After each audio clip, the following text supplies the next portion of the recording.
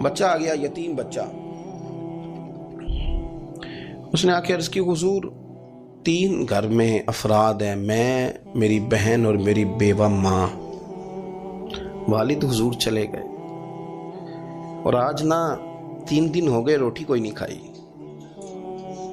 میں اس منظر کو بھی جانتا ہوں کہ جب یتیم گھر میں اکٹھے بیٹھے ہوتے ہیں اور پتہ ہوتا ہے ان کو کہ ہماری اماں کے پاس آج پیسے کوئی نہیں اور گھر میں روٹی بھی کوئی نہیں، تو پھر ان کو بھوک ہی نہیں لگتی. ہاں نہیں لگتی. اماں پوچھتی ہے پتر روٹی کھانی ہے؟ نہیں میں تو سویرے جو کھایا تھا وہ ہضم ہی نہیں ہوا. اماں جی شاہی کوئی نہیں. یہ پردے اس طرح کر کے بچائے جاتے ہیں. ایک دوسرے کو تسلیاں دینا، ایک دوسرے سے پیار کا بڑھ جانا، ایک دوسرے کے لیے جذبات اور طرح کے بن جانا حکمت الہی کے تقاضے ہوتے ہیں. یا رسول اللہ صلی اللہ تعالی علیہ وسلم، بیوہ ماں ہے، یتیم بہن ہے، 3 دن سے کھایا کچھ نہیں. قربان جائیں وہ گھر جہاں سے کائنات کھاتی ہے ساری. حضور نے فرمایا بلال جا کے ساری ازواج مطہرات سے پوچھ گھر میں کیا ہے. حضرت بلال کہتے ہیں میں سارے گھاری پوچھ آیا، ٹٹول آیا، ٹوٹل 21 کھجوریں نکلی. یہ 2 جہاں کے شاہ ہیں اور پاس کچھ رکھتے نہیں، 2 جہاں کی نعمتیں ہیں، ان کے خالی ہاتھ میں حضور کے سارے گھر کو میں ڈھونڈ 21 کھجوریں نکلی تو لا کے میں نے پیش کر دی، تو حضور نے ڈائریکٹ اس کو نہیں دی، نبی پاک نے اپنے ہاتھ پہ رکھ لی. اور کہتے ہیں پھر حضور نے نا اپنا منہ مبارک قریب کیا کھجوروں کے. صحابہ خود فرماتے ہیں کہ یہ جو حضور نے منہ مبارک قریب کیا نا تو نبی پاک برکت کی دعا کر رہے تھے. 21 کھجوروں پہ برکت کی دعا ہوئی. حضور نے اس بچے کو بلایا، تھپکی دی، فرمایا لے جا 7 تیری بہن کی. انہیں معمولی نہ سمجھنا ہو تو حضرت بلال کہتے ہیں حضور 3 بھی دے دینا کبھی تو 30 سال ختم ہی نہیں ہوتی. 30 سال گزر جاتے ہیں، نکالتے رہو کھاتے رہو، ختم ہی نہیں ہوتی. حضور نے فرمایا 7 تیری بہن کی، 7 تیری والدہ کی، اور 7 حضور نے اور بھی تلقین فرمایا ایک سویرے کھایا کرنا، ایک شام کو کھایا کرنا. یہ لے جا. حضرت سیدنا بلال حبشی کہتے ہیں رضی اللہ تعالیٰ عنہ کہ بچہ لے کے جب باہر نکلا تو حضرت سیدنا معاذ ابن جبل دوڑ کے گئے اور جا کے بچے کے سر پہ شفقت سے ہاتھ پھیرا. کا فکر نہ کرنا، رب کریم تجھے بہترین سرپرست عطا کرے گا، پتر پریشان نہ ہونا، اللہ تیری مدد کرے گا. صرف حوصلہ دیا، سر پہ دست شفقت پھیرا. بچہ چلا گیا تو حضور نے فرمایا معاذ ادھر آؤ نا ذرا. یا رسول اللہ حکم ہو. فرمایا کس چیز نے تمہیں اٹھایا بچے کے سر پہ ہاتھ رکھنے کے لیے؟ کس نے تمہیں کہا؟ کس چیز نے تمہیں اٹھایا جو تم بچے تک پہنچ گئے؟ عرض کی یا رسول اللہ وہ جو میرے دل میں اللہ نے یتیم کے لیے رحمت رکھی ہے نا، اس نے مجھے اٹھایا تھا. اور میں نے جہاں کہ اس کے سر پہ دست شفقت پھیرا تو حضور فرمانے لگے سن پھر، جو کسی یتیم کے سر پہ خالی ہاتھ بھی پھیر دے، جتنے بال اس کے ہاتھ کے نیچے آئیں گے نا، رب اتنی خطائیں معاف کرے گا، اتنی نیکیاں دے گا، اتنے درجے اس کے بلند کر دے گا. خالی دست شفقت ہی پھیر دے. دینا دلانا تو بعد کی بات ہے، اس کا خیال رکھنا تو. یہ جو ہمارے مدارس ہیں نا، ان میں اکثر بچے غریب ہوتے ہیں، لیکن کچھ بچے تگڑے گھروں کے بھی ہوتے ہیں، مالدار گھروں کے بھی ہوتے ہیں. اس میں اگر کوئی ایسا بچہ آ بھی جاتا ہے نا جو یتیم ہے، کمزور ہے، تو وہ اپنے آپ کو محسوس نہیں کرتا کمزور، کیونکہ وہ یہ نہیں سمجھتا کہ میں یتیم خانے میں آیا ہوں. اس کے ذہن میں مائنڈ سیٹ یہ ہوتا ہے کہ میں مدرسے میں آیا ہوں اور میں پڑھنے کے لیے آیا ہوں.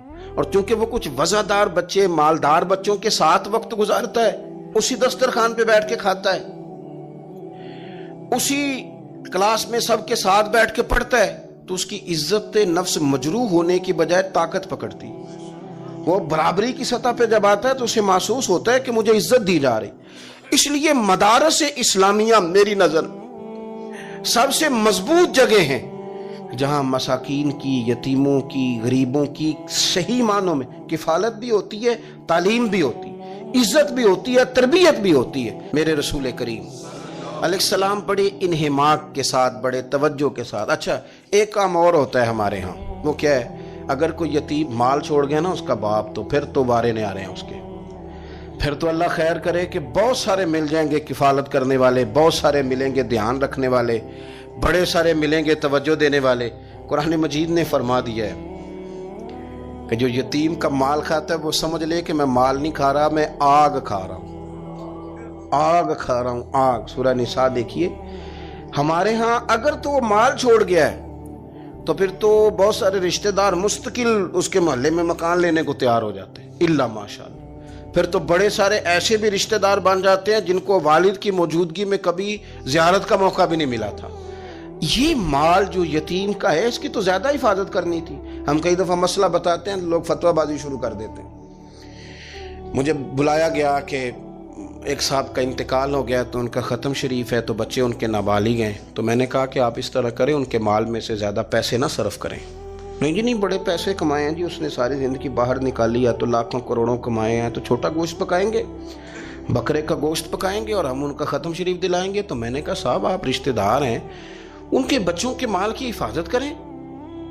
ختم شریف تو اس میں گوشت زیادہ ہونا ضروری نہیں، اس میں تو درد سے دعا کرنا ضروری ہے، اس میں تو تلاوت قرآن پاک کے سال ثواب میں ضروری ہے، ذکر اذکار ضروری ہے۔ لیکن کیا کیا جاتا ہے کہ بے دریغ مال ان کا اگر ہو تو، ایک حدیث پاک ہے بخاری مسلم میں، بڑے غور سے سنیے گا اور اس کے اندر جتنے پہلو ہیں ان پر پوری توجہ دیجئے گا کہ کہیں ہم ادھر آ تو نہیں گئے۔ رسول پاک صلی اللہ علیہ وسلم نا ہمارے لیے سب سے بڑے حکیم ہیں، سب سے زیادہ حکمت حضور نے ہمیں بتلائی ہے کہ اس رستے چلو گے تو بچو گے، اس رستے جاؤ گے تو ہلاک ہو جاؤ گے۔ نبی کریم علیہ السلام نے فرمایا، بخاری مسلم ہے، فرمایا 7 ہلاک کرنے والی چیزوں سے بچنا، اگر ان میں تم چلے گئے تو ہلاک ہو جاؤ گے۔ 7 چیزیں ہیں جو تمہیں ہلاک کر دیں، برباد ہو جاؤ گے، تباہ ہو جاؤ گے، ہلاکت کا سفر ہے یہ، 7 چیزوں سے بچو۔ یا رسول اللہ صلی اللہ علیہ وسلم وہ کون کون سی؟ تو حضور نے فرمایا اللہ کے ساتھ شریک نہ کرنا، ہلاک ہو جاؤ گے۔ دوسرا نبی پاک صلی اللہ علیہ وسلم نے فرمایا جادو نہ کرنا، ہلاک ہو جاؤ گے، ہلاک۔ اور یار جسے حضور فرما رہے ہیں ہلاک ہو جائے گا، وہ بچے گا۔ نبی پاک صلی اللہ علیہ وسلم نے تیسرے نمبر پر فرمایا جس شخص کے قتل کرنے کو اللہ نے حرام قرار دیا ہے اسے قتل نہ کرنا، ہلاک ہو جاؤ گے۔ چوتھے نمبر پر رسول پاک علیہ السلام نے فرمایا سود نہ کبھی بھی کھانا، ہلاک ہو جاؤ گے، ہلاک۔ بڑی بڑی دلیلیں دی بینک والوں نے، بڑا سمجھایا تو حاجی صاحب مان گئے، محترم مان گئے، کہنے لگے نہیں جی نہیں وہ کاروبار میں لگاتے ہیں۔ بڑے بھولے بالے ہیں ہم، پتہ سارا ہے۔ اور دیکھو سب کاموں کے باوجود مستقل بینکوں میں پیسے اس اکاؤنٹ میں رکھے ہوئے ہیں جہاں سے مستقل سود آتا ہے۔ حضور نے فرمایا نہ کرنا یہ کام۔ تو کہتا ہے میں سود پہ پیسے لے کے کاروبار چمکاؤں گا، تیرے نبی پاک نے تو فرمایا تو ہلاک ہو جائے گا۔ تو کہتا ہے میں میل لگاؤں گا، حضور نے تو فرمایا ہلاکت ہے۔ تو کہتا ہے میں بڑا کچھ کر جاؤں گا تو ہلاکت ہے۔ اچھی طرح سمجھ لیں، اصل مال بھی ضائع ہو جاتا ہے اس بندے کا جو سود کا مال ملا لیتا ہے، اصل برکت بھی اڑ جاتی۔ اور میرے نبی پاک صلی اللہ علیہ وسلم نے 5ویں نمبر پہ فرمایا یتیم کا مال نہ کھانا، ہلاک ہو جاؤ گے، نہ کھانا ان کا مال، یہ کروڑوں ہو، اربوں ہو یا 10 روپے ہو، یتیم کا پیسہ نہ کھا جانا، ہلاک ہو جاؤ گے، ہلاکت تمہیں آ لے گی۔ اور پھر 6 نمبر پر نبی پاک علیہ السلام نے فرمایا کفر سے جہاد ہو رہا ہو تو کبھی پیٹھ پھیر کے بھاگنا نہ، ہلاک ہو جاؤ گے۔ اور 7ویں نمبر پر اللہ کے رسول نے فرمایا بے قصور اور بے گناہ عورت پر تہمت نہ لگانا، بلا وجہ بہو کے کھاتے نہ کچھ ڈال دینا، بلا وجہ بھابھی اور بیوی اور کسی بھی خاتون پر کوئی الزام بے قصور عورت پر بہتان نہ لگانا۔ مار مار کے ایک شخص نے بحال کر دیا بیوی کو اور بعد میں پتا چلا کہ جی مجھے شاک ہے تعویذ کراتی ہے۔ کیا آپ کی سوچ ہے؟ مسلمان اللہ کو ماننے والا اور اس باتوں پر الزام لگائے گا تعویذ کرا کے لاتی بے قصور عورت پر بہتان۔ ایک تو بات ہے اسے مارنا اور ایک یہ ہے کہ کوئی تکلیف دینا، اور ایک خالی اتنی بات کی کہ بہتان بھی نہ لگانا، اس پر الزام نہ لگانا، یعنی تم نے صرف بے قصور عورت پر الزام ہی لگایا تو حضور فرماتے ہیں ہلاک ہو جاؤ گے۔ یہ ہلاکت والا کام ہے، لیکن ہم بغیر سوچے سمجھے کہہ دیتے ہیں اس نے کہا ہے، اس نے کیا ہے، یہ کرتی ہے، یہ کام نہیں کریں۔ یہ 7 وہ چیزیں ہیں جو ہلاک کر دیں گی۔ نبی پاک صلی اللہ تعالیٰ علیہ وآلہ وسلم فرماتے ہیں میں نا جنت کا دروازہ کھولوں گا تو ایک عورت کو نا میں سبقت لے جاتے ہوئے دیکھوں گا، یعنی وہ جلدی سے جنت میں داخل ہو رہی۔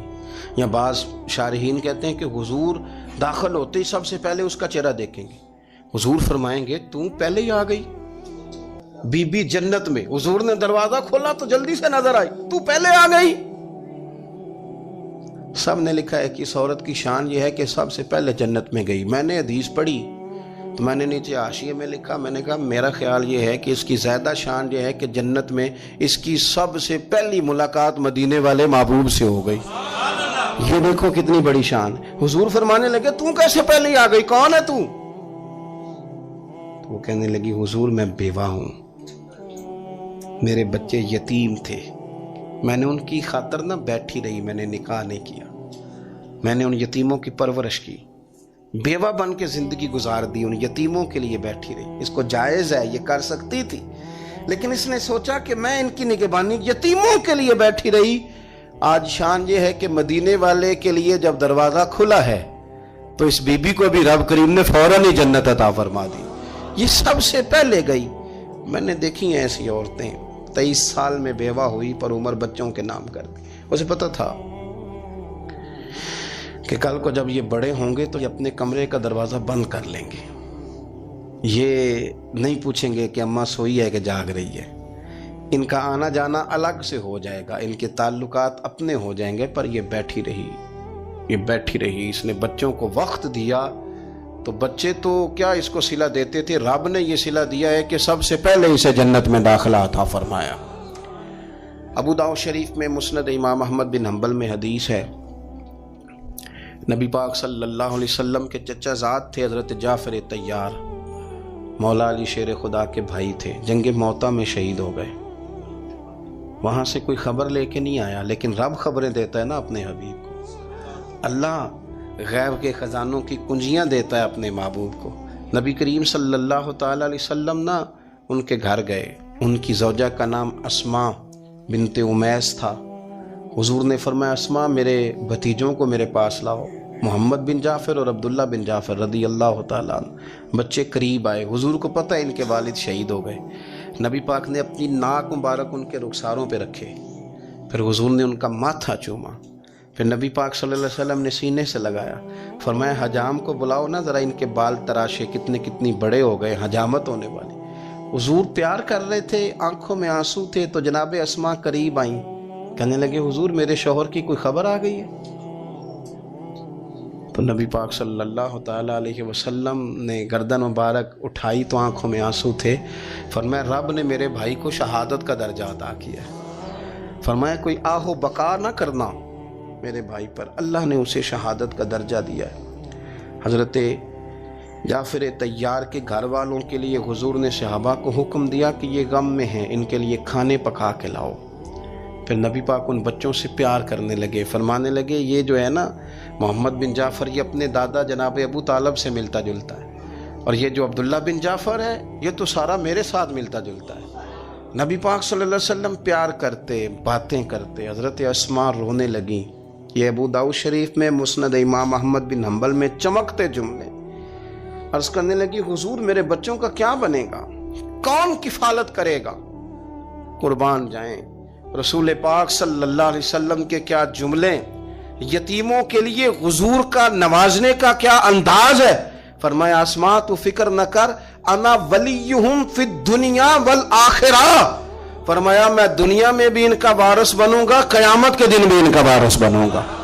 تو صرف دنیا کی بات کرتی ہے کہ نظام معیشت کا کیسے چلے گا، اور میرا وعدہ یہ ہے کہ دنیا میں بھی ان کی سرپرستی کروں گا، آخرت میں بھی سرپرستی کروں، آخرت میں بھی میں ان کا خیال رکھوں گا۔ آپ غور تو فرمائیں، توجہ تو کریں کہ اس قدر زیادہ حضور کا انہماک اس طبقے کے ساتھ ہمیں اپنے دائیں بائیں عزیزوں میں، رشتہ داروں میں، دوستوں میں، علاقہ میں، پڑوسیوں میں، محلے داروں میں دیکھنا چاہیے۔ یہ بچے بیچارے میں نے دیکھا ہے، ان کے بگڑنے میں اصل بات یہ ہوتی ہے کہ کوئی مخلص ہو کے سرپرست نہیں بنتا۔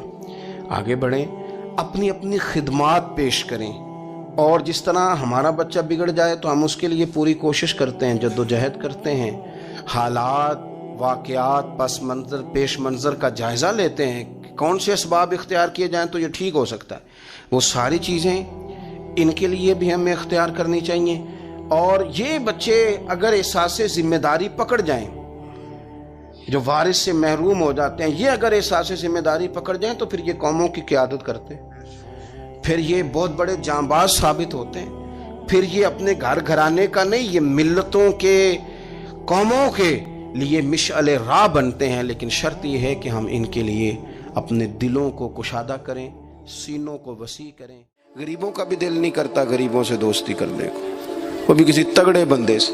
غریب 3-4 غریب مل کے ایک غریب کی مدد کرنی شروع کرے نا تھوڑی تھوڑی، تو ہمیں وزیروں، مشیروں، ایم پی، ایم این اے کی ضرورت ہی نہ رہے۔